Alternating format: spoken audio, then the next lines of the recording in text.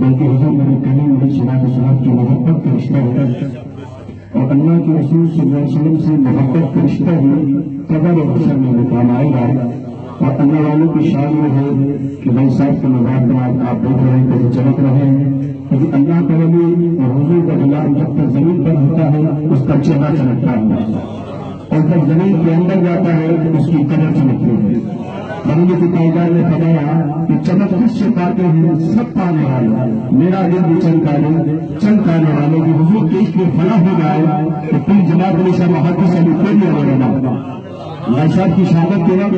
پیر جماعت علیشہ محدث علی کوئی رحمۃ اللہ علیہ بھائی صاحب کے جنازے کے قریب آئے اور بھائی صاحب کے چہرے پاک کی کھانے لگے تو پیر جماعت علیشہ محدث علی کوئی نے فرمایا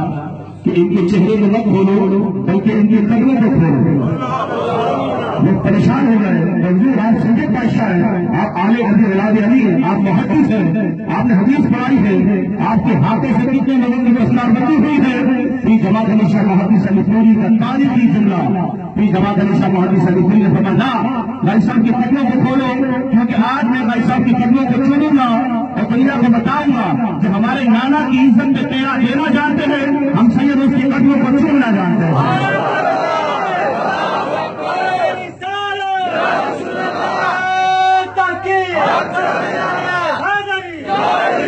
پیر سید جماعت علیشہ صاحب